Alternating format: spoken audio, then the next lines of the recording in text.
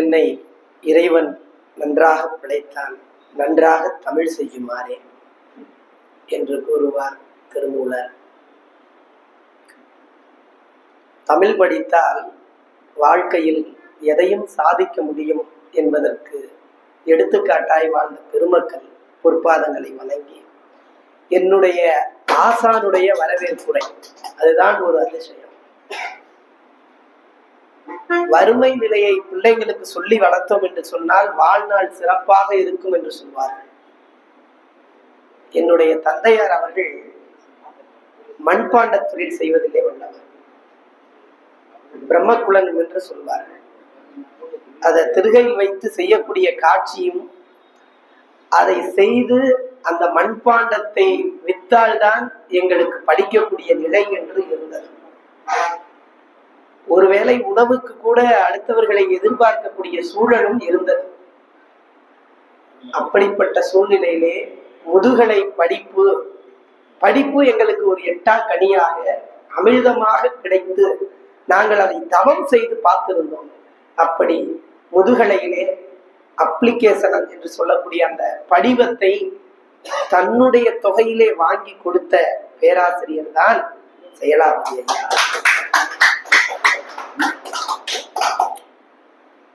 ஒருவர் செய்ததை சொல்லி காட்டக்கூடிய தகுதி வேண்டாம், அதெல்லாம் வேண்டாம்னு சொல்லுவார். தந்தை பெரியார் அழகாக சொல்லுவார்கள், எவன் ஒருவன் புகழ்ச்சி தனக்கு வேண்டாம் என்று சொல்கிறானோ அவன்தான் புகழ்ச்சிக்கு உரியவன் என்று. அப்படி புகழ்ச்சிக்குரிய பேராசிரியர்கள் என்னுடைய வாழ்விலே ஏராளம் ஏராளம். அவர்களுடைய அன்பான ஆசீர்வாதத்தோடு இந்த உரையை தொடங்க இருக்கிறேன். என்றால் இங்கே நான் பெயரை குறிப்பிட்டு சொன்னேன் என்று சொன்னால் ஒவ்வொருத்தரையும் சொல்ல வேண்டும். அதற்கான பொழிவு நேரம் முடிந்துவிடும். ஏன்னா சென்னையிலிருந்து சம்பத் ஐயா வந்திருக்கிறார். வந்தோடனே தம்பி ஐயா உன்னோட பேச்சுக்கு தான் ஒடியாந்தேன்னாரு.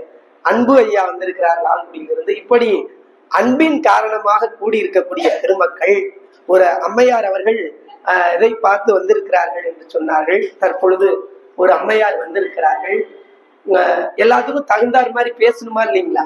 அதற்காக ஏதோ ஒரு செய்தி சொல்ல வேண்டும் என்கின்ற இதயம் துடிக்கின்றது. அப்படிப்பட்ட சூழ்நிலையிலே இந்த திருச்சிராப்பள்ளி தமிழ்ச்சங்கத்தினுடைய அமைச்சர் பெருமக்கள் உதயகுமார் ஐயா வந்து கொண்டிருக்கிறார்.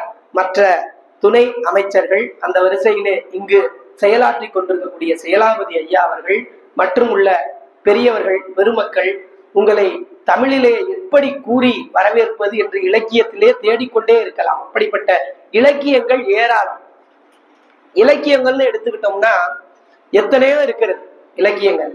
சங்க இலக்கியம், நீதி இலக்கியம், பக்தி இலக்கியம், காப்பிய இலக்கியம், புராண இலக்கியம், இப்படி இலக்கியத்தை வரிசைப்படுத்தி அடுக்கிக் கொண்டே போகலாம். அற இலக்கியம், நீதி இலக்கியம், தனித்தனியான இலக்கியங்கள் உண்டு. இதெல்லாம் காத்துல மறைஞ்சிடக்கூடாது. ஒருவருடைய பேச்சு வாழ்நாள்ல எப்ப வேணாலும் போட்டு காமிக்கக்கூடிய என்ற யூடியூப் சேனலை எடுத்து கொண்டிருக்கக்கூடிய நண்பர் அவர்களுக்கு இந்த உலகம் முழுவதும் அதை பரப்புறாரு. அவரு அந்த செயலை செஞ்சுட்டு இருக்கிறாரு. அவருக்கும் என்னோட தெளிவான வணக்கம். அவர் எல்லா நிகழ்ச்சியிலும் அது மாதிரி செஞ்சிட்டு இருக்கிறார். இதெல்லாம் ஆக்கப்பூர்வமான ஒரு நிகழ்வு. இது ஒரு தலைப்பு, பக்தி இலக்கியமும் வாழ்வியலும். பக்தி இலக்கியம், முதல்ல இலக்கியம்னா என்ன, அதுக்கப்புறம் அந்த பக்தி இலக்கியம்னா என்ன, அதனுடைய வாழ்வியல் இந்த கால முறையில எப்படி இருக்கு, அந்த கால முறையில எப்படி இருக்குங்கிறத சும்மா தொட்டு காமிக்கிறேன். ஏன்னா எதை வேண்டாலும் என்னிடம் இருந்து கேளுங்கள், என்னுடைய நேரத்தை மட்டும் கேளாதீர்கள் என்று வீர நெப்போலியன் அவர்கள் சொன்னார். வாழ்க்கையில குறித்த நேரத்துல தொடங்கணும், குறித்த நேரத்துல முடிக்கணும். அதை சிறப்பாக இந்த திருச்சிராப்பள்ளி தமிழ்ச்சங்கம் செய்து கொண்டிருக்கிறது. எல்லா அமைப்பும் இதை பின்பற்ற வேண்டும் என்பது எங்களுடைய தாழ்மையான கருத்து என்பதை முன்வைத்து நேரடியாக தலைப்புக்குள்ளே செல்லுகிறேன். சங்க இலக்கியம் 10 பாட்டு 8 தொகை நமக்கு தெரியும். அந்த நீதி இலக்கியத்தோட சேர்ந்தது 14 கீழ்கணக்கு நூல்கள், அதுவும் நிறைய. எல்லாத்துக்கும் ஒரு வெண்பா இருக்கிறது. நற்றினை, நல்ல குறுந்தொகை, ஐங்குறுநூறு, ஒத்த 10 ஓங்கு பரிபாடல், கற்றறிந்தார் எத்தும் கழியொடு, அகம் புறம் என்று இத்திரத்த 8 தொகை. 8 நூலுக்கும் ஒரு வெண்பா எழுதி வச்சிருக்கிறாங்க. 10 பாட்டு, அதுக்கு ஒரு வெண்பா இருக்கிறது. முருகு பொருநாறு 12 முல்லை பெருகுவள மதுரை காஞ்சி மறுவினிய கோல நெடுநல் வாடை கோல் குறிஞ்சி பட்டினப்பாலை கடாத்தொடு 10 பாட்டு. அது 14 மேல் கணக்கு நூல் என்று சொல்கிறார்கள். 14 கீழ்கணக்கு நூல் என்று ஒரு 18 புத்தகம். அதுல முதன்மையா இடம்பெறுவது திருக்குறள், இரண்டாவது நாலடியார், இப்படியே நிறைய நீதி நூல்கள் அதுல 11 என்று சொல்லக்கூடியதா. அதுக்கு ஒரு வெண்பாரு, நாலடி நான்மணி 440 ஐந்திணை முப்பால் கடுகம் கோவை பழமொழி மாமூலம் இந்நிலைய ஏழாதி கைநிலையவாம் கீழ்கணக்கு என்று கீழ்கணக்குக்கு ஒரு வெண்பாரு. இப்படி ஒவ்வொன்றுக்கும் வெண்பா அழகா நம்முடைய தமிழர்கள் வரையறத்தை செய்திருக்கிறார்கள். இதுல நீங்க பாத்தீங்க அப்படின்னா ஏன் அதை 14 மேல் கணக்கு என்று சொல்கிறார்கள், கீழ்கணக்கு என்று சொல்கிறார்கள்? அடிநிமிர்பில்லா செயல் தொகுதி அறம் பொருள் இன்பம் அடுக்குவது. என்னன்னா அந்த மேல் கணக்கு சங்க இலக்கிய நூல்கள்லாம் அடி வரையறனால அதிகமா இருக்கும், கீழ்கணக்கு சுருங்க சொல்லி விளங்க வைக்கும். திருக்குறள் 1.25 அடி 2 அடியில இருக்கும், அடுத்து நாலடியார் 4 அடிதான் இருக்கும். இப்படி அடி நிமிர்பில்லா செயல் தொகுதியினால் இதை கீழ்கணக்கென்றும் அவற்றை மேல் கணக்கென்றும் வகுத்து வைத்திருக்கிறார்கள். எவ்வளவு ஆச்சரியம் பாருங்கள். நம்முடைய தமிழர்களுடைய சிந்தனையே சிந்தனை தான். எதையும் காரணத்தோடு செய்வார்கள், அதுதான் முக்கியம். அத காரணம் புரியாம செஞ்சுக்கிட்டு இருக்கோம். பக்தியை முறையாக செயல்படுத்த வேண்டும். முறையற்று செயல்படுத்துறோம் என்று சொன்னால் அது ஆபத்தை விளைவிக்கும். ஒரு கிராம பகுதியிலே சாமியை கும்பிட்டு இருக்காங்க, அவங்க அப்பா அம்மா எல்லாம் சாமி கும்பிட்டு இருக்கும் போது ஒரு பூனை விளையாடி கொண்டே இருக்கும். அவங்க அப்பா என்ன பண்றாரு, அதை எடுத்து கட்டிட்டு பூஜையை ஆரம்பிக்கிறாரு. சாமியை கும்பிடுவாங்க, திருப்பி அந்த பூனையை அதே மாதிரி கட்டிட்டு மணி கட்டியிருப்பாங்க அந்த பூனையினுடைய கழுத்துல, அங்கிட்டு இங்கிட்டும் ஓடிக்கிட்டே இருக்கும். அந்த பூனைய கட்டி விட்டு வீட்டுல பூஜை போடுவது சாமி கும்பிடுவது வழக்கமாக வைத்திருக்கிறார். இத அவங்க பையன் பார்த்துக்கிட்டே இருக்கிறான் பல நாட்களாக. அவங்க தந்தையார் காலமாகி விடுகிறார், சில வருடங்கள் ஓடுகிறது. அப்ப அவன் நினைக்கிறான், அந்த பூனை இறந்து விடுகிறது. அப்ப நினைக்கிறான், நம்ம வீட்டுல பூஜை நடந்துச்சுன்னா ஒரு பூனைய கட்டிட்டு தானே பூஜை நடத்துவார் அப்பான்னு சொல்லி ஒரு மணியை வாங்கி பூனைய வாங்கி கட்டி அதை போய் அந்த இடத்துல கட்டிட்டு அப்புறம் பூஜை அடி பண்றான். இத ஒரு வெளியில இருந்து வந்துகிட்டு இருக்கிறவங்க பாக்குறாங்க, ஏன்பா ஒரு பூனைய இப்படி கட்டிட்டு நீங்க பூஜை பண்றீங்க? அதெல்லாம் எனக்கு தெரியாது, எங்க அப்பா அது மாதிரி பூனை இங்க கட்டிட்டு தான் இந்த பூஜையை பண்ணுவாரு என்கின்ற ஒரு மூட நம்பிக்கை அவநம்பிக்கை இருக்கிறது. இது அல்ல பக்தி. அது அங்க இடையூறாக இருக்கும் என்பதற்காக கட்டிவிட்டு பூஜையை அவர் ஆரம்பித்தார் என்பதுதான் உண்மை. அதனால் மகாகவி பாரதி சொல்லுவார், என்னுடைய பாட்டன் வெட்டிய கிணறு என்பதற்காக அதுல உப்பு தண்ணி வந்தா நான் குடிக்க மாட்டேன். ஏம்பாரு, எப்படிப்பட்ட கருத்து பாருங்க. என்னுடைய மூதாதையர் பாட்டை வெட்டிய கிணறுங்கிறதுக்காக அது உப்பு தண்ணியா இருந்துச்சுன்னா நான் குடிக்க மாட்டேன் என்கின்ற கருத்தை சொன்னவர் மகாகவி பாரதி. அப்ப பக்தி என்பதை முழுமையாக கொண்டு போய் சேர்க்க வேண்டும். இளைய சமுதாயமாக இருக்கட்டும், யார்கிட்ட அந்த பக்தி இலக்கியங்கள் 600 கிபி 600க்கு அப்புறம் அப்படியே கொஞ்சம் கொஞ்சமா மெல்ல மெல்ல வளருது. நிறைய பக்தி இலக்கியத்தில் நீங்க பாத்தீங்க அப்படின்னாக்க சைவம் வைணவம் 4000 திருமந்திரம் இது எல்லாமே நம்ம பாக்குறோம். புரியுதுங்களா? திருமுறை படிச்ச அம்மா போயிட்டு இருக்காங்க, நான் திருமந்திரம் இதெல்லாம் சொல்லிட்டு இருக்கிறேன். இப்படி சைவம் வைணவம் 12 திருமுறைகள் இதெல்லாம் பார்த்து, இதெல்லாம் பக்திக்கான ஒரு எடுத்துக்காட்டு. எதுவுமே எதை சொல்லுகிறது எல்லா சமயமே என்று சொன்னால் அன்பு நெறியை சொல்லுகிறது. அதுதான். அதனாலதான் சொல்லுவாங்க அன்பே கடவுள் என்று. அன்பே கடவுள். முதல்ல தெய்வம் யாரியா என்று கேள்வி கேட்டால், உன்னை இந்த உலகுக்கு அறிமுகம் செய்து வைத்து உன்னை வெளியில் படைத்து எறும்பு கடிக்காம பாசமா பாக்குற பாரு, தாய் தான் முதல் தெய்வம். நான் ஏதோ உங்க ஆத்திகமா பேசுறேன் என்று நீங்க நினைக்க வேண்டாம். பக்தியை தான் பேசுகிறேன். அதை முறையாக செய்ய வேண்டும். பெத்த தாய் தந்தையை வழிபடவில்லை என்று சொன்னால் அவன் என்ன கற்றும் பிரயோஜனம் இல்லை. இதான் திருவள்ளுவர் பெருந்தகை சொல்லுகிறார், கற்றதனால் ஆய பயனற்கொள் வாளறிவன் நற்றால் தொழாய். அந்த தாய் தந்தையை வணங்க வேண்டும் எந்த இடத்திலையும் சரி. அன்னை வீட்டுக்கு பாத்தி என்றால் அன்னை இல்லம், அன்னை இருப்பதோ அநாத இல்லம் என்று சொன்னால் நீ என்ன கற்று என்ன பயன் என்று நினைத்து பார்க்க வேண்டும் பெரியவர்களே. அப்படி அன்னையை நாம் போற்றி வணங்க வேண்டும். அதுதான் பக்தியினுடைய முதல் சாரம். அது அன்பு நெறி. அந்த அன்பு தான், அன்பு வந்திருக்கிறார். அப்படி அன்பு நெறியோடு இருந்தோம் என்று சொன்னால் அதுதான் பக்தியினுடைய முதல் சார். இது எல்லா புத்தகங்களும் சொல்லுகிறது. இதற்கு சான்று கொடுத்து கொண்டே போகலாம். அப்படி அந்த தாயினுடைய உள்ளம், தாயை முதன்மைப்படுத்த வேண்டும் எதிலையும். இதுதான் உண்மை. அதனால அழகா கவிதை கூட சொல்லுவார் வைரமுத்து. அவங்க அம்மாவுக்கு எழுதிய கவிதையை அவர் சொல்லுவார். நான் அடிக்கடி எங்க அம்மாவுக்கு எழுதுற மாதிரி அந்த கவிதையை சொல்லுவேன். ஒரு அழகான கவிதை. முதலாய் அம்மாவுக்கு 1000 தான் கவி சொன்னேன், அழகழகா பொய் சொன்னேன், காத்தெல்லாம் மகம்பேச்சு ஓ கீர்த்தி எழுதலையே, எழுதவோ படிக்கவோ இயலாத தாய் பத்தி எழுதி என்ன லாபம்னு எழுதாம போனேனோ, பொன்னையா தேவன் பெற்ற பொன்னே குலமகளே, என்னை புறந்தல்ல இடுப்பு வழி பொறுத்தவளே, வைரமுத்து பிறப்பான்னு வயிற்றில் நீ சுமந்ததில்லை, அப்படியே மாத்திக்கிட்டேன். பிரபு பிறப்பான்னு வயிற்றில் நீ சுமந்ததில்லை, வயிற்றில் நீ சுமந்த ஒண்ணு வைரமுத்து ஆயிடுச்சு. கண்ணு காது மூக்கோட கருப்பா ஒரு பிண்டம் எடபக்கம் கடக்கையில என்ன நினைச்சிருப்ப. கத்தி எடுப்பவனோ களவாட பிறந்தவனோ இந்த தரணியால வந்திருக்கும் தாசில்தார் இவன் தானோ. இந்த விவரம் ஏதொன்னு நினைக்காம நெஞ்சூட்டி வளர்த்த உன்ன நினைச்சா அழுகவன். கதகதன்னு களிகிண்டி களிகுள்ள குழி வெட்டி கருப்பட்டி நல்லெண்ண கலந்து தருவாய். தொண்டையில அது இறங்கும் சுகமான இளஞ்சூடு, மண்டையில இன்னும் மசமசன்னு நிக்கிதம்மா. கொத்தமல்லி வறுத்து வச்சு குறுமிளகா 2 வச்சு சீரகமும் சிறுமிளகும் சேர்த்து வச்சு நீ தெளிச்சு கும்மி அரைச்சு நீ கொலகொலன்னு வலிக்கையில அம்மி மணக்கும், அடுத்த தெருவெல்லாம் மணமணக்கும். தித்திக்க சமைச்சாலும் உன் புள்ள என்ன நீ திட்டிக்கிட்டே சமைச்சாலும் கத்திரிக்காய் நெய்வடியும் கருவாடு தேன் ஒழுகும். கோழி குழம்பு மேல குட்டி குட்டியா மிதக்கும் தேங்காய் சில்லுக்கு என் தேகமெல்லாம் எச்சியோடும். வறுமையில நாம பட்ட வழி தாங்க மாட்டாம பேனா எடுத்த இந்த பிரபஞ்சம் பிச்சருங்க. காசு உள்ள வேலையில பாசம் வந்து சேரலையே, பாசம் உள்ள வேலையில காசு பணம் கூடலையே.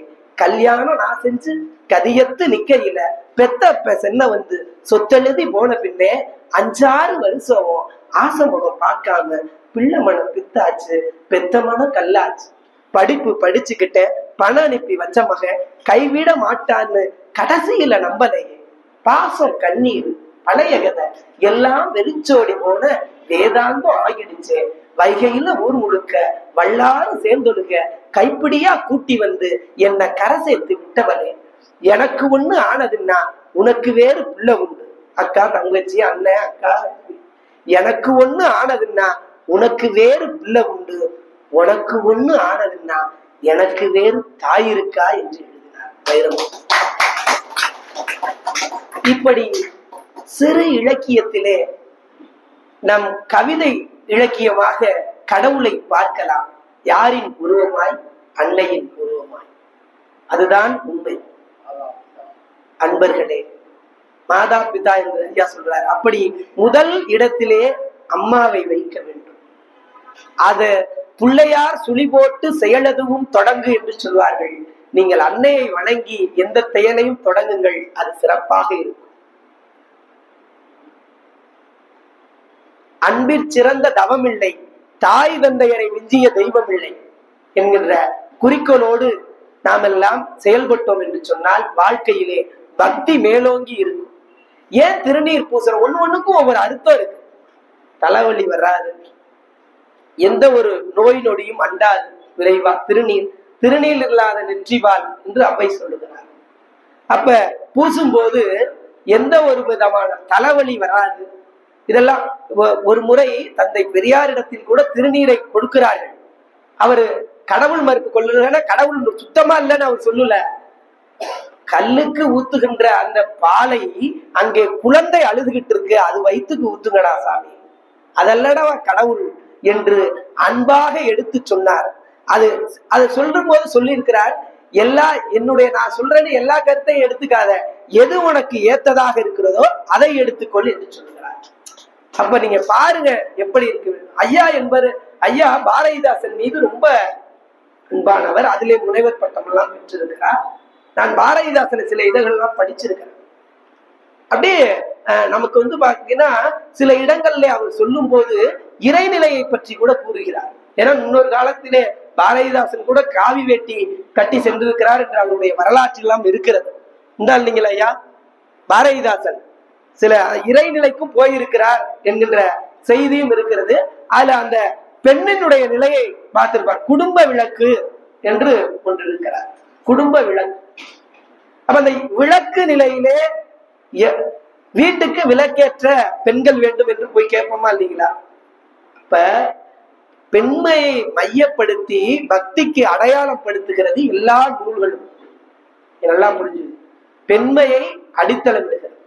ஒரு பெண் வீட்டுல எப்படி இருந்தா அவங்க இருந்தாதான் வீடு தெய்வ கடாட்சமாக இருக்கும் என்று சொல்கிறார். தெய்வம் இருப்பது எங்கே? பழைய பாடல்கள்ல அவரு சிவாஜி கணேசன் இருக்கு. எங்க இருக்குதுயா? மழலையினுடைய சொல்லுல இருக்கு. மழலை குழந்தையும் தெய்வமும் ஒன்று என்று சொல்கிறார். இதைதான் பக்தி இலக்கியங்கள் எல்லாம் பறைசாற்றுகிறது. நான் ஒவ்வொரு இலக்கியமாக எடுத்து சொல்லலாம், கடகடகடன் பல பாடல்கள் எல்லாம் சொல்லலாம். இருந்தாலும் அதனுடைய பொருள் சாரம் என்பதை நாம் புரிந்து கொள்ள வேண்டும். அன்பாக இருக்க வேண்டும். ஆறு மனமே ஆறு, அந்த ஆண்டவன் கட்டளை ஆறு. அதுல சொல்லக்கூடிய பாட்டுல அன்பு, கருணை இதெல்லாம் எங்க இருக்குதோ அங்கதான் தெய்வம் இருக்கிறான். கோபம், பொய்மை இதெல்லாம் எங்க இருக்குதோ அங்க தீமைதான் இருக்குமே தவிர தெய்வம் இருப்பதில்லை என்பதை நமக்கு பறைசாற்றுகிறது. இதெல்லாமே இந்த இலக்கியங்களுடைய சாரம் என்பதை நாம் மறந்துவிடக்கூடாது. அப்படி தமிழை உயிராக பார்த்தவர் பாரதிதாசன். தமிழுக்கு அமுதென்று நம்ம பார்த்திருக்கிறோம். எல்லாமே இது பண்ணிருக்கோம். இந்த இலக்கிய நிலைகளை என்ன அப்படின்னா, ஆன்மாவை பண்படுத்துவதுதான் ஆன்மீகம். நம்ம நிலத்தை உழுது அதுல அழகா அப்பொழுதுதானே பயிர்கள் எல்லாம் வளரும். இதுல எங்க சார் ஆன்மீகம் இருக்கு என்று சொன்னால், அந்த உயிர்கள் நன்றாக இருந்தால்தான் இந்த உயிர்கள் நன்றாக இருக்கும். உண்டி வளர்த்தேன் உயிர் வளர்த்தேனே என்று சொல்கிறார். இது மணிமேகலையிலும் இருக்கிறது, புறநானூற்றிலும் இருக்கிறது. குடப்புலவினார் சொல்கிறார், உண்டி வளர்த்தோர் உண்டி கொடுத்தோர் உயிர் கொடுத்தோரே என்று வருகிறது. 9வது புத்தகத்தில் இருக்கு. உண்டி கொடுத்தோர் உயிர் கொடுத்தோர். அப்படி அண்டத்தில் உள்ளதுதான் பிண்டத்தில் இருக்கிறது. பிண்டம் என்றால் இந்த உடல். பிண்டத்தில் உள்ளதுதான் அண்டத்தில் இருக்கிறது. அப்படி அந்த உணவு கொடுக்கக்கூடிய நிலை ஆன்மாவை பக்குவப்படுத்த வேண்டும். அப்படி அந்த உயிர்களை வளர்ப்பதற்கு பயிர்கள் காரணமாக இருக்கிறது. அதுதான் வள்ளல் பெருந்தகை சொல்லுகிறார், வாடிய பயிரை கண்ட போதெல்லாம் வாடினேன் என்று. அதற்கு எனக்கு ஒரு ஆன்மீக ஒரு வரி வேணுமா? ஒரே வரியில அந்த ஆன்மீகத்தை அழகா எடுத்து சொல்லியிருக்கிறார். அப்படி புறநானூறாகட்டும் மணிமேகலை ஆகட்டும் இந்த காப்பிய இலக்கியங்கள் எல்லாம் எதை சொல்லுகிறது என்று சொன்னால், பண்போடு உடலை வளர்க்க வேண்டும். எப்படி வேண்டுமானாலும் வாழ்ந்து விடலாம் என்பது அல்ல வாழ்க்கை. இப்படிதான் வாழ வேண்டும் என்று வழிவகுத்து வாழ்வதுதான் வாழ்க்கை. அதுதான் நம் வாழ்க்கையினுடைய உண்மை. இதுதான் ஆன்மீகம், இதுதான் பக்தி. பிள்ளைகளுக்கு எடுத்து சொல்லும். தயவு செய்து பெரியவர்களே, அன்பர்களே, நிறைய பேர் இருக்கீங்க, உங்க பேத்தி இருக்கும், பிள்ளைங்க இருக்கும், பசங்க கேட்க மாட்டாங்க தான். எது சொன்னாலும் கொஞ்சம் இதா சொல்லுகின்ற விதம் இருக்கு பத்தியா. நான் கிளாஸ்ல தப்பு செஞ்சா அவன்கிட்ட சொல்லுவேன், ஏய் தம்பி நீ கூட வாடா, நீ கூட வாடா இப்படி என்று சொல்லும் போது அவன் முகம் நாணத்திலே வெக்கத்திலே சுருங்கும். அதை விட்டு விட்டு ஏன் இதை நீ செய்கிறாய், என்ன நினைச்சுக்கிட்டு இருக்க அப்படின்னு சொன்னா அடுத்து நம்மளை எதிர்க்க பார்ப்போம். இந்த பக்குவம் இருக்கு பாத்துங்க. அந்த பக்குவத்தை எடுத்து சொல்வது எது தெரியுமா? ஆன்மீகம். பக்குவத்தை எடுத்து சொல்வதுதான் ஆன்மீகம். ஒரு வைரமுத்து வாழ்க்கையில நடந்த ஒரு சின்ன செய்தி. கவிஞன் இவங்க எல்லாம் பல நூல்களை படித்து விட்டு தானே வர்றாங்க. அப்ப ஒரு பெண் என்ன பண்றாங்க, சிறந்த எழுத்தாளர், வீட்டுக்கு வந்திருக்கிறாங்க. எப்பொழுதே நம்ம பண்பாடு என்ன, வந்திருக்கவங்களுக்கு தண்ணி கொடுத்து வாங்க என்று வரவேற்று உள்ளே அழைப்போம். எப்பவுமே நம்முடைய காலணிகளை, செப்பல், மிதியடி என்ன பண்ணணும், வெளியில போட்டுட்டு தானே வரணும். அந்த அம்மா உள்ள வந்துட்டாங்க வேகமா.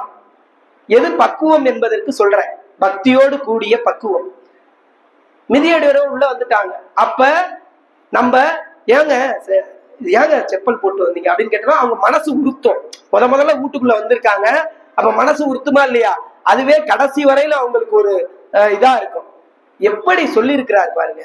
அந்த பக்குவம் என்பதற்கு பக்திக்கும் பக்குவத்திற்கும் ரொம்ப நெருக்கமாக இருக்கிறது.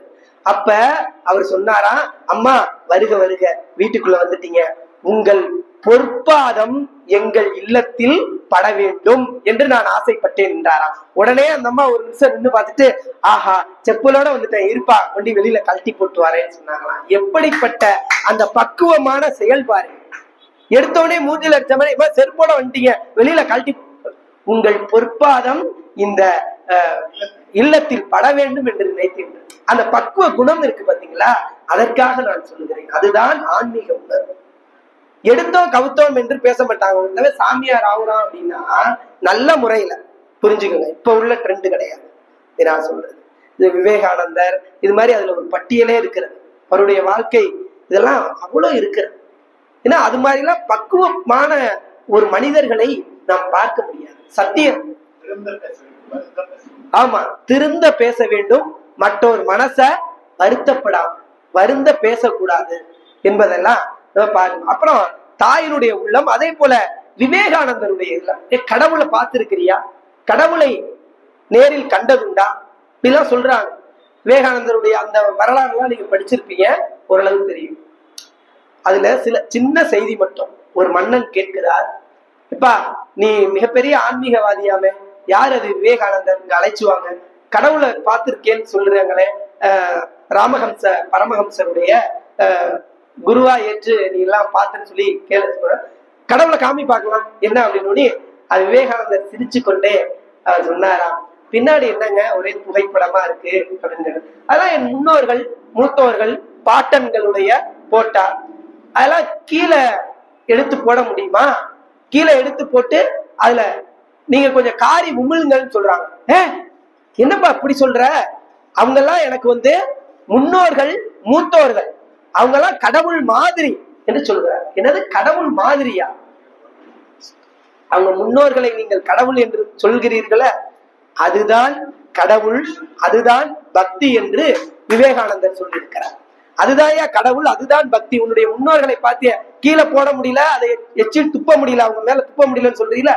அவங்களுடைய வாழ்க்கையை நீ படமாக இருந்தாலும் பாடமாக எடுத்துக்கொள்கிறீர்கள் அல்லவா மன்னா?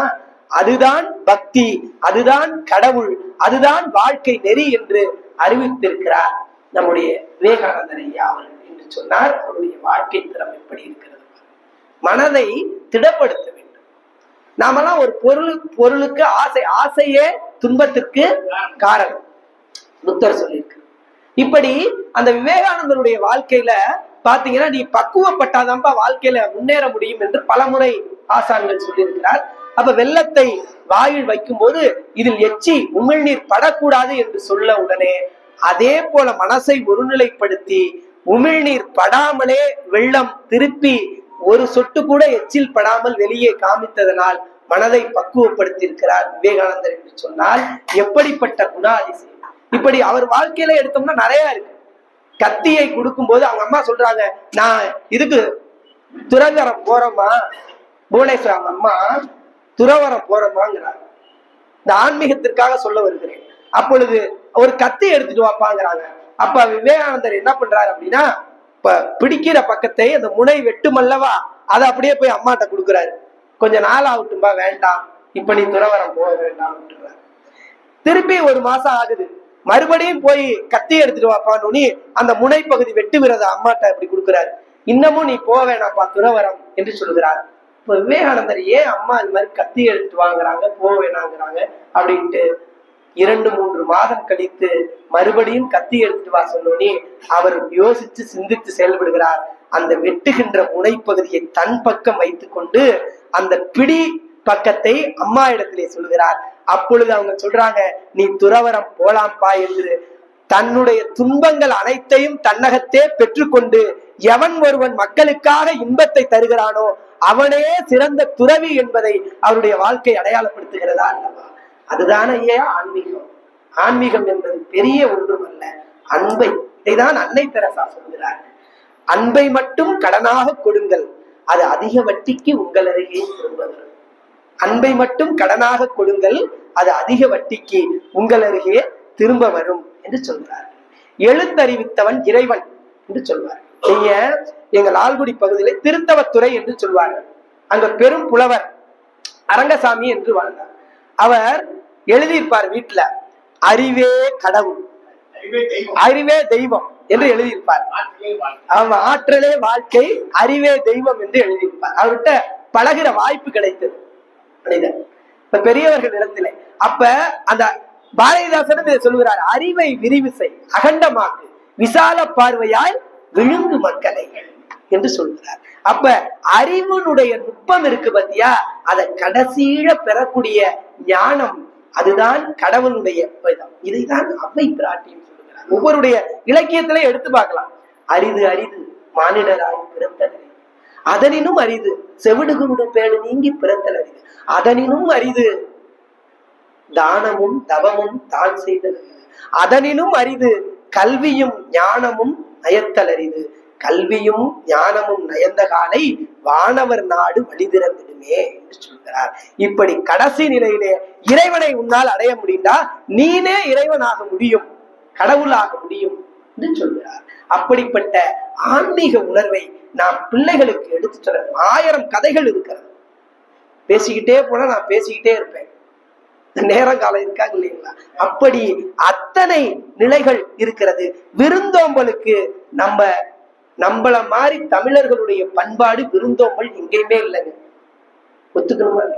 யாராவது வந்திருந்தா வீட்டுல ஒண்ணுமே இல்லைனாலும் பரவாயில்ல, மன மகிழ்ச்சியோடு அகம் வளர்ந்து அடடடே வாங்க வாங்க வாங்க வாங்க வாங்க வாங்க வாங்க வாங்க வாங்க வாங்க, அந்த உள்ளம் இருக்கு பாருங்க, அந்த சொல்லு இருக்கு பாருங்க, எத்தனை இலக்கியது வாங்க வாங்க வாங்க வாங்க, அப்படியே அவங்க மனசு இப்ப நம்ம பொண்ணை கொடுத்தா நல்லா காப்பாத்துவோம் போல இருக்கு மாப்பிள்ள, வாங்க வாங்க, எத்தனை வாங்க வாங்க. ஏன் இத்தனை முறை வச்சிருக்காங்க திருமணத்துக்குன்னா, போனா அவனுடைய குணத்தை அறிந்து கொள்ளலாம். பல சிஸ்டம் வச்சிருப்பாங்க தெரியுங்களா? பொண்ணோடு பாக்குறது, மாப்பிள்ளோடு பாக்குறது, அது பாக்குறது, இது பாக்குறது, ஒரு ஒன்னே ஒரு இது. பெண்கள் பார்க்க போகும்போது எப்படி பாருங்க, எத்தனை அதுல பாப்பாங்க. வீட்டுக்கு விளக்கேற்றக்கூடிய மகாராணி, அது வீட்டுக்கு விளக்கேற்றுமா இல்ல விளக்கால நம்மளை ஏற்றுமா? எவ்வளவு பெரிய ஒரு டெஸ்ட் பாரு. இதெல்லாம் அந்த ஆன்மீக உணர்வோடு வருகிறது அன்பர்களே. முன்னொரு காலத்தில் சாணம் கரைத்து போடுவது என்று வழக்கமாக இருந்தது. ஏன்? அறிவியல் சிந்தனையோடு நம்மளுடைய முன்னோர்கள் யோசித்திருக்கிறார். அறிவியல் சிந்தனையோடு சாணம் இருக்கல்லவா, மாட்டு சாணத்தை கரைச்சு வீட்டுல தெளிப்பாங்க. அப்ப மிதியடி செப்பல் இல்லாமல் வரும் பொழுது அந்த கிருமி நாசினிகள் எல்லாம் இழுக்கக்கூடிய தன்மை அதற்கு இருக்கிறது. அப்படி செய்தார். இதில் ஆன்மீக உணர்வோடு அறிவியல் உணர்வோடு நாம் பார்க்க வேண்டும். இலக்கியத்தில் எல்லாம் பதிவு செய்திருக்கு.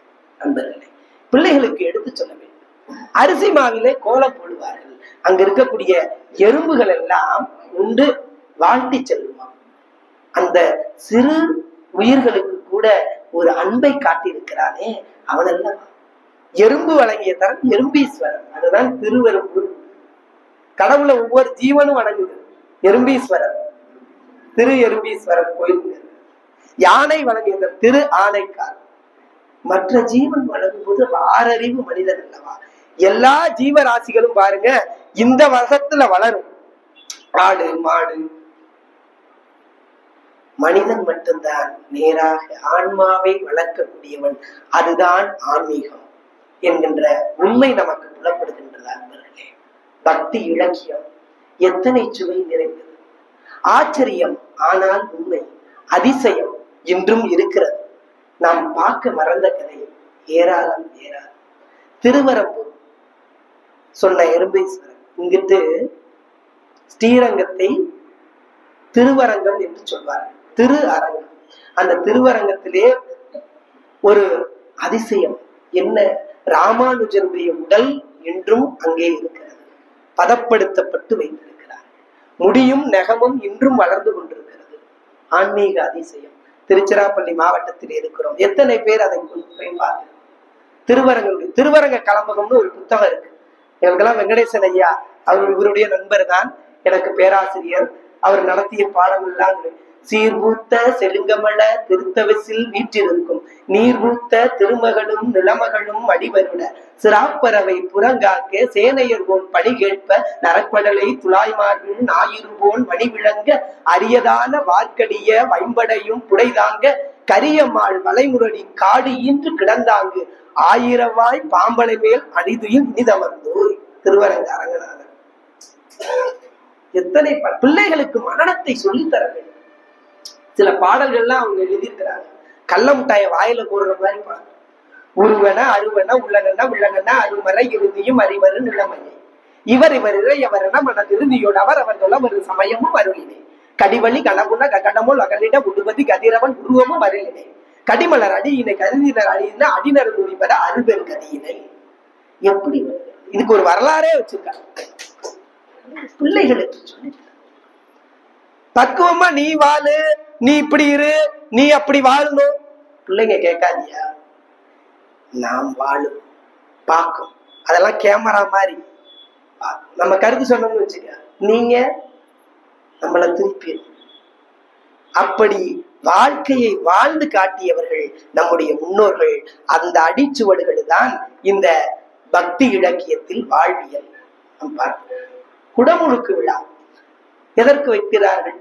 சிந்திக்க வேண்டும். மேலே நீர் ஊற்றுகிறார்கள். என்ன அந்த கலசத்திலே பார்த்தீர்கள் என்று சொன்னால் அந்த தானியங்கள் நவதானியங்கள் சில பதப்படுத்தி பல வருஷங்கள் 12 வருஷம் அது தாக்கு பிடிக்குமா. அதனாலதான் 12 வருஷத்துக்கு ஒருக்கா குடமுழுக்கு விழான்னு ஒப்பிக்கிறாங்க. ஒருவேளை வெள்ளத்தாலேயோ ஏதாவது சீற்றத்தாலேயோ ஏற்பட்டு உலகே அழியக்கூடிய நிலை வந்தால் எவனாவது உயிரோடு இருக்கும் பொழுது அவன் வாழ்வதற்காக அந்த தானியத்தெல்லாம் எடுத்து மீண்டும் விதை விதைத்து மறு உழவை உருவாக்கவே அறிவியல் சிந்தனையோடு ஆன்மீகத்தை வைத்திருக்கிறான் தமிழன் என்று சொன்னால் எப்படிப்பட்ட ஆன்மீக கருணை பாருங்கள். சொல்லித்தர வேண்டும் ஐயா. கருங்கல் தானே, வெறும் கருங்கல் தானே, அதுல எப்படிடா சாமி என்ன கேட்டாங்க நிறைய பேர். நீ திருநீர் பூசுற, பக்திய பேசுற, கருங்கல் தானே. ஆமா, அது கருங்கல் தான்.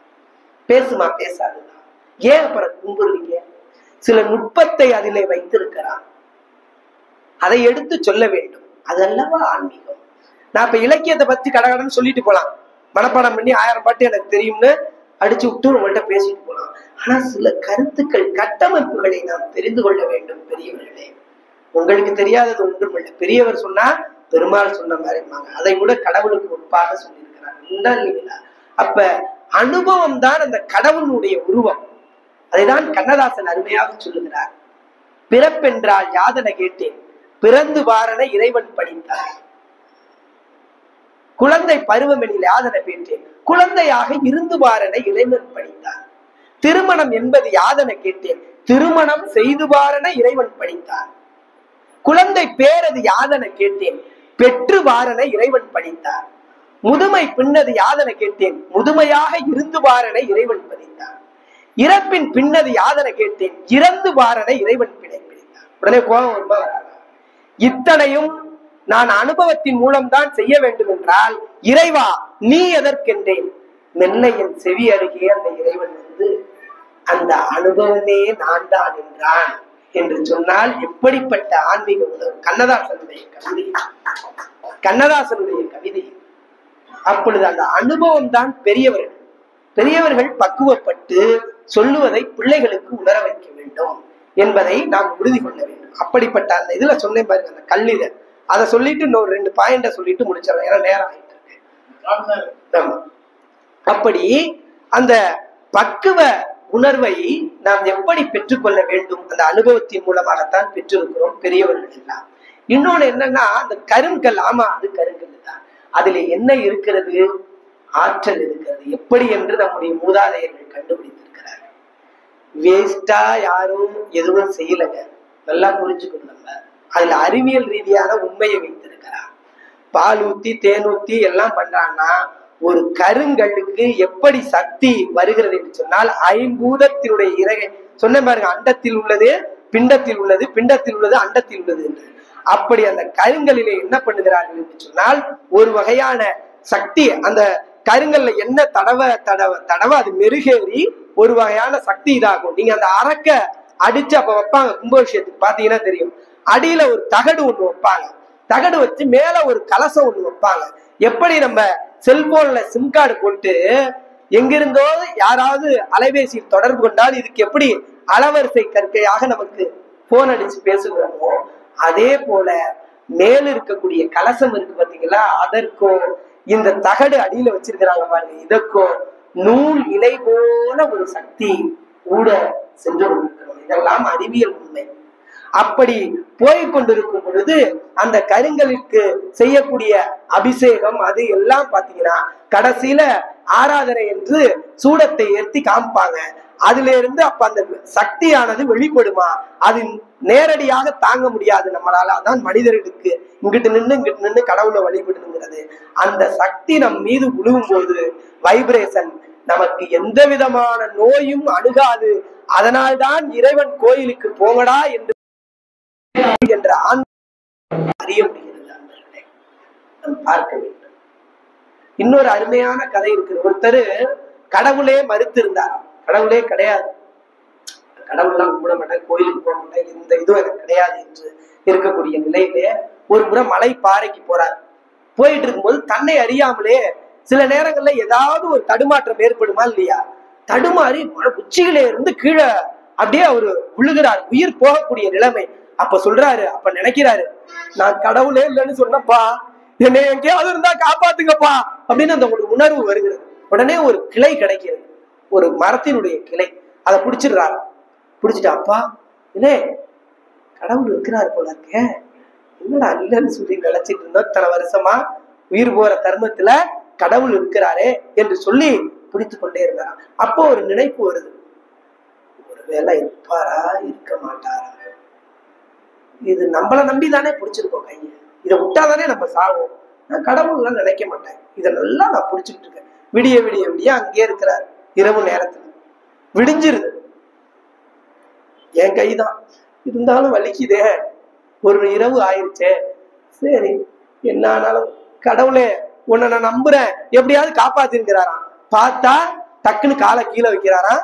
இவ்வளவுதான் அளவாம், தரையில இருந்து இறங்கிட்டாராம். அப்ப ஒரு நம்பிக்கை, நம்பிக்கை இல்லாத தன்மை, நம்பிக்கை நம்பிக்கை இல்லாத தன்மை என்று ஏதோ சீட்டு கட்டு விழாது போல அல்ல கடவுள். உண்மையான நம்பிக்கை உறுதியோடு மனதில் வைக்க வேண்டும். அந்த நம்பிக்கைக்கு அடையாளம் தாய், அவர்தான் இறைவனை காட்டக்கூடிய ஒரு வழி என்று கிருபானந்த வாரியார் அவர்கள் சொல்லுகிறார். இப்படி 1000 கதைகள் உண்டு ஆன்மீகத்தில் போறது. இதை எடுத்து சொல்ல வேண்டும் குழந்தைகளுக்கு. மறந்து விடாதீர்கள் நண்பர்களே, மறந்து விடாதீர்கள் நண்பர்களே. நாம் பிறந்திருக்கிறோம் மனிதராக.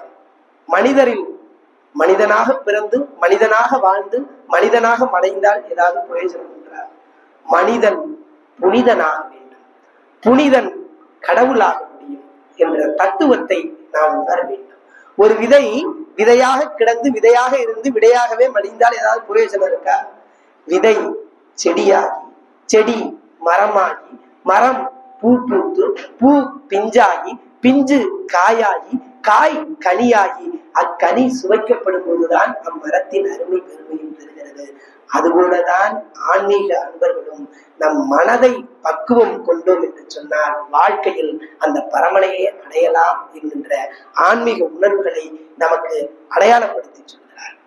அருமையாக கிருபானந்த வாரியார் ஒருவரை சொல்லுவார். ஏன் ஒருத்தர் கேட்டாராம், இப்ப கடவுள் கடவுளுங்கிறீங்களே எப்படிங்க, இது என்னங்க அப்படின்னு சொல்லும்போது அவர் அருமையா சிரிச்சுட்டே சொன்னாங்க,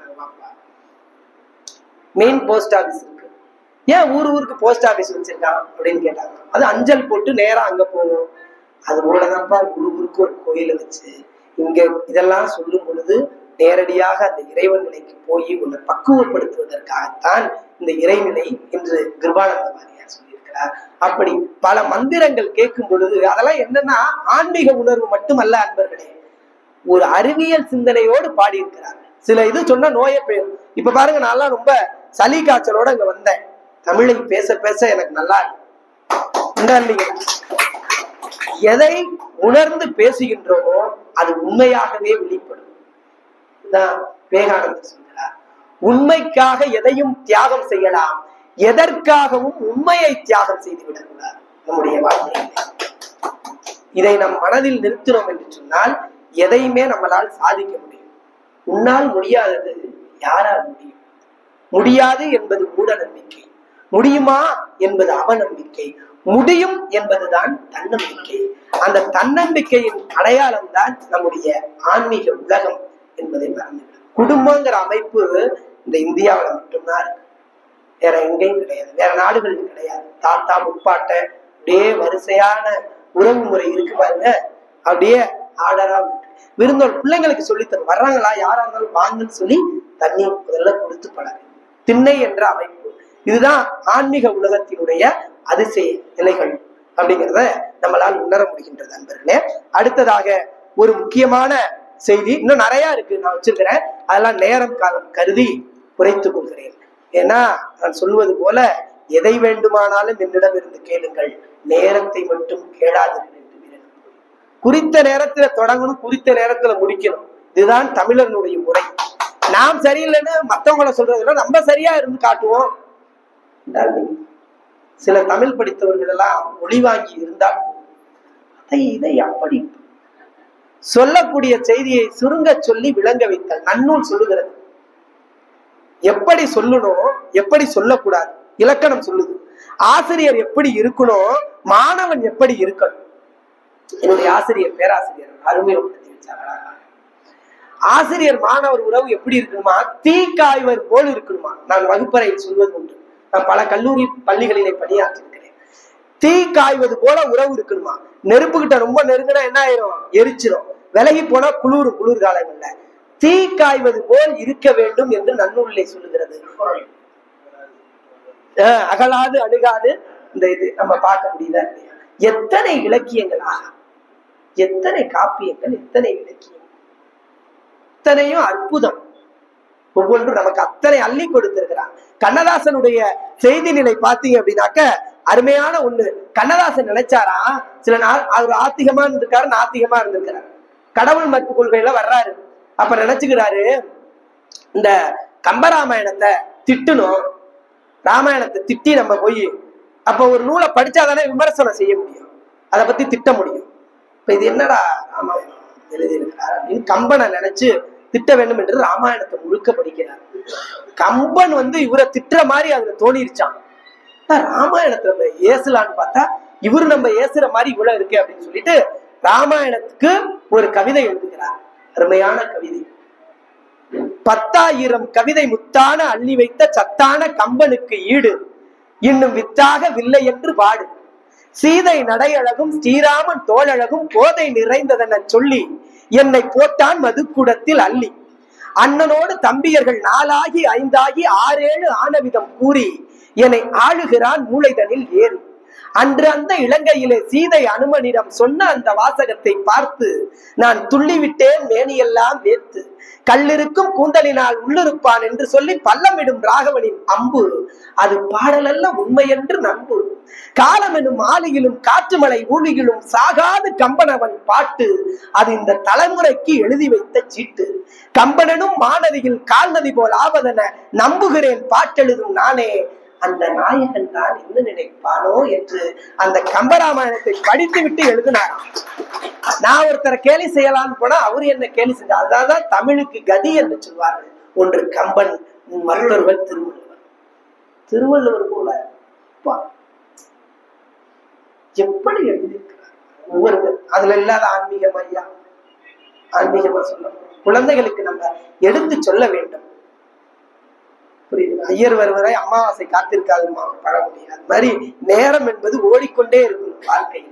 ஏதோ ஒன்று சாதிக்க வேண்டுமடா குழந்தை என்று அவன் மனசுல ஒரு வைராகியத்தை விதைச்சிட்டோம்னு வச்சுக்கோங்க, அவனுடைய வாழ்க்கை எங்கேயும் போகாது.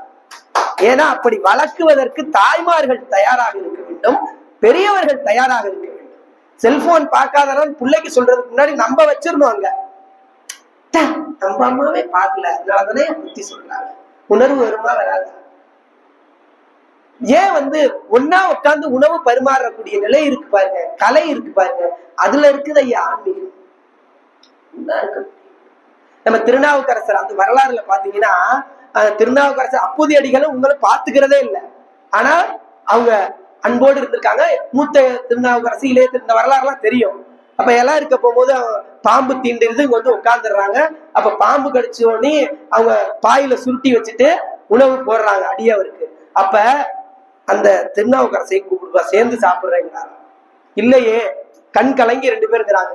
உடனே கோயில்ல போயிட்டு அந்த பாம்பு கடிக்கான மந்திர நிலைகள்லாம் அந்த திருமுறை ஓதும் பொழுது அந்த பாம்பு விஷத்தை எடுத்தது என்று சொல்லுகிறாங்க. கோயில்லாம் இருக்கு, எல்லாம் இருக்கு, எல்லாம் உண்மை வரலாறு தான். நீங்க போய் பார்த்தா தெரியும். அப்படி இத ஒரு நாட்டுல, இஸ்லாமியர் வாழக்கூடிய நாட்டுல பாம்பு எக்கச்சக்கமா இருக்கான். அந்த இஸ்லாமிய மசூதியில ஓதி ஓதி அந்த பாம்புக்கு குணப்படுத்திக்கிட்டே இருக்காராம். அப்ப அந்த இஸ்லாமியர்கிட்ட கேக்குறாங்களா, இங்க வாங்க, நீங்க என்ன மந்திரம் சொல்றீங்க, என்ன இதாகுதுன்னு பார்க்கும் பொழுது, இந்த திருநாவுக்கரசர் சொன்னார் அல்லவா, இங்க பாம்பு கடிக்கு திருமந்திரம், இதை அந்த மசூதிலே அந்த பாய் ஓதி அந்த பாம்பினுடைய விஷத்தை இறக்கிறார் என்று சொன்னால் ஆன்மீக நிலை எங்க இருக்கின்றது பாருங்கள் பெருமக்களே. நாம் உணர வேண்டும், எல்லாம் ஒன்றாக இருக்கிறது அல்லவா. இன்னொரு முக்கியமான செய்தி, இதை சொல்லி நிறைவு செய்யலாம் என்று நினைக்கின்றேன். இன்னொரு 5 நிமிடம்.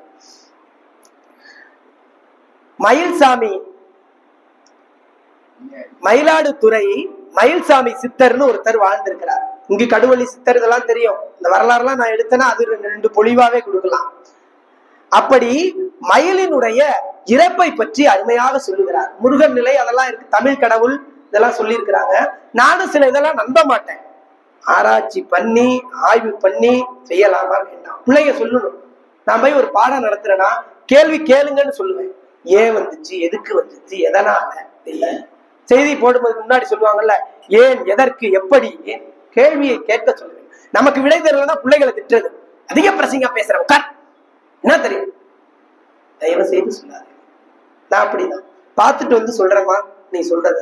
அப்ப அந்த குழந்தைகளுடைய பக்குவம், ஐயானா அப்படி இருக்குனியா என்று சொல்லுவார். ஏன்னா எங்களுக்கு கிடைத்த ஐயாலாம் அது மாதிரி. இங்க ஒரு பான சோத்துக்கு ஒரு சோறு பதமாக பணிவுனா ஐயாவை எடுத்துக்கொள்ள வேண்டும். இதை நான் சொல்லவில்லை, ராசவேலர் சந்தக தமிழரனுடைய பொறுப்பாளர் உடைய அப்பா இருக்கார ராசவேலு ஐயாவை அடிக்கடி சொல்லுவார், பணிவுனா இப்படி இருக்குனியா. பணிவுக்கு எடுத்துக்காட்டு இவரை பார்த்துதான் கத்துக்கிட்டேன். சில இடங்கள்ல கோபம் ரோசம்லாம் எனக்கு நிறைய வரும். நம்ம பேராசிரியர் எவ்வளவு அடக்கமா இருக்கிறார், எவ்வளவு அறிவு இருந்தாலும் அப்படி இருக்க வேண்டும் என்கின்ற நெறிமுறை எல்லாம் கத்துக்கிறேன். இதுதான் ஆன்மீகம், புரிந்து கொள்ளுங்கள். நான் தலைப்புக்குள்ளதான் போறேன். இதுதான் ஆன்மீகம். ஆன்மீகம் என்றது பெருசா அல்ல, நம் மனதை பக்குவப்படுத்துகின்றோமோ அதுதான் ஆன்மீகம். அப்படி மயிலாடுதுறை மயில்சாமி சித்தர் சொல்லக்கூடிய ஒரு மயில் அகவல்னு ஒரு புத்தகம் எழுதியிருக்கிறார். முருகனை நோக்கி தவம் எல்லாம் இருக்கிறாரா. முருகன் அருள் பெற்றோனி அவர் அந்த நூலை எழுத தொடங்குகிறார். அதிலே மயிலினுடைய இறப்பை பற்றி எழுதியிருக்கிறார். மயில் எங்கேயும் அடிபட்டு இது பண்ணி நீங்க இறந்து பார்த்திருப்பீங்க. இயற்கையாக மரணம் கொண்ட மயிலை யாரையும் பார்த்ததுண்டா? யாராலையும் பார்க்க முடியாதா? ஏன்னா மயில் என்பது அதனுடைய இறப்பை படித்துவிட்டு ஆச்சரியப்பட்டேன், என கண்களிலே கண்ணீர் பெருக்கெடுத்தது. இப்படியா ஒரு ஆன்மீக இது? என்ன சொன்னா, மயில் இறக்க 48 நாளைக்கு முன்னாடியே அது எத்தனை மணிக்கு சாவோம், எந்த நொடியில சாவோங்கிறது அறிந்து கொள்ளுமா. மயிலினுடைய இறப்பை மயில் அறிந்து கொள்ளுமா. அது முருகன் கோயில்ல எங்கேயாவது மலை மீது குன்றுமிடுக்கும் இடமெல்லாம் குமரன் இருக்கும் இடம், எங்கேயாவது கோயில்கள்ல அந்த மயில் போய் தஞ்சம் புகுந்துருமா 48 நாளைக்கு முன்னாடியே. அதுதான் ஒரு மண்டலம்னு சொல்றோம்ல, அது மாதிரி தன்னுடைய விரதத்தை அப்பொழுதே எந்த நேரத்துல இறப்போம் என்னங்கிறதெல்லாம் தெரியுது பாருங்க மயிலுக்கு. அப்ப ஒருவேளை உணவு மட்டும் எடுத்து சிறிது தண்ணீரை பருகி கொண்டு அது அந்த மலை மீது இருக்குமா. அப்படி இருந்து கொண்டிருக்கக்கூடிய மயில் துயில் விரதம்னு ஒரு விரதத்தை கடைபிடிக்குது. அந்த மயில் என்ன விரதம்? மயில் துயில் விரதம் என்று விரதத்தை கடைபிடித்து பசுவினுடைய கோமியம் இருக்கு பாருங்க, தூய்மையான பசுவினுடைய கோமியத்தை 1 கிலோமீட்டர் அல்லது 2 கிலோமீட்டர் மைல்கள்ல போய் 7 சொட்டு அருந்துமா. 7 சொட்டு அருந்திவிட்டு மீண்டும் அந்த மலை, இதெல்லாம் யாருக்குமே தெரியாத ஒரு பகுதியில நடக்குமா. 7 சொட்டை அருந்திவிட்டு ஒரு பாறை மீது 6 சொட்டு அதனுடைய கண்ணீர் வழிந்து அந்த பாறை மீது விழுவுமா. 6 சொட்டு விழுந்த உடனே அந்த பாறை அப்படியே பிளக்குமா. எப்படி ஒரு அதிசயம் பாருங்க. 6 சொட்டு கண்ணீர் விழுந்த உடனே அந்த பாறை பிளக்குமா. அதன் உள்ள அந்த மயில் உட்கார்ந்து, ஆண் மயில் நான் சொல்வது, தோகையை விரிக்குமா. விரித்து ஒரு நாள் முழுக்க முருகா முருகா முருகா முருகா முருகா ஆன்மீகம், முருகா முருகா. அந்த பாறை மெல்ல மெல்ல மெல்ல மூடுமா. அந்த தோகையும் சுருங்குமா, மயிலும் அதோடு ஜீவ சமாதி அடையும். எப்படிப்பட்ட ஆச்சரியம் பாருங்க. மயில்சாமி மயில் அகவல் என்ற நூலிலே இருக்கிறது ஆன்மீகத்தில். சரி சார், அப்படின்னா அந்த பெண்மயில் தோகை இல்ல, அது எப்படி இருக்கும்னா வேல மரம்னு ஒண்ணு உண்டா இந்த கோயில்கள்ல. அந்த வேல மரத்திலே இதே மாதிரி 7 சொட்டு கோமியத்தை குடித்து விட்டு 6 சொட்டு கண்ணீரை விடுமா. அந்த வேல மரம் என்பது அப்படியே பறக்குமா. இந்த பெண்மையில் அது உள்ள போய் உட்கார்ந்து முருகா முருகா முருகா என்று சொல்லி அந்த வேல மரம் அப்படியே மூடிக்கொள்ளுமா. இதுதான் அதனுடைய இறப்பு. சரிங்க, அப்படின்னா வெள்ளை மயில் எப்படி இறக்கும்? அந்த வெள்ளை மயில் என்ன பண்ணுமா, முருகனுடைய வேல் இருக்குல்ல, வேலுல போய் தன்னை பாய்ச்சு. ஆளே இல்லாத போது சில கோயில்கள்லாம் திறந்து வைத்திருப்பார்களாம். அந்த சமயத்தில் வெள்ளை மயில் அந்த வேல் மீது தான் போய் விழுமா. விழுந்தோனே இறந்து கீழே விழுவும் போது செவ்வரளியாக விழுவுமா வெள்ளை மயில். எப்படி பாருங்க அதனுடைய இறப்பு. புரியுதுங்களா? இதுதான் ஆன்மீக உண்மை, அதிசயம் ஆனால் உண்மை. இதற்கு விளக்கம் தருகிறார்கள். 48 நாள் என்பது 48 மண்டலம். 7 சொட்டு கோமியம் என்பது ஓம் சரவண பவ. 6 சொட்டு கண்ணீர் என்பது 6 படை வீடு. செவ்வரளி என்பது முருகனுடைய அருள் நிலையை குறிக்கிறது. வேல மரம் என்பது வேலுண்டு வினை இல்லை என்பதை குறிக்கிறது. வேலில் மரணம் யாம் இருக்க பயமே. இங்க சுப்பிரமணியன் ஐயா கூட இருக்கிறார். அப்ப யாம் இருக்க பயமே என்று சொல்லி ஒரு 2 நிமிஷம் மட்டும் எடுத்துக்கிறேன், ஒரு அதிகமா. இப்படி ஆமா, இந்த இலக்கியத்திலே உள்ள அந்த ஒரு 99 மலர்களை அடிக்கடி நான் சொல்லுவேன். அதை சொல்லி என்னுடைய பொலிவை, ஏன்னா பாட்டுனா அதை ஒரு பொலிவா கூட நம்ம வச்சுக்கலாம். உடுக்கடி பாட்டுனா அது தனி பொலிவாவே தோன்றும். இப்பொழுது அந்த குறிஞ்சி பாட்டு, குறிஞ்சி மலர், முருகு பொருநாறு 12 முல்லை பெருகுவள மதுரை காஞ்சி மறிவினிய கோல நெடுநல் வாடை கோல் குறிஞ்சி. குறிஞ்சி பாட்டிலே கபிலர் அவர்கள் 99 மலர சொல்லுவார். அதை உங்களுடைய பொற்பாதங்களுக்காக உங்களுக்காக அதை நான் சமர்ப்பிக்கிறேன்.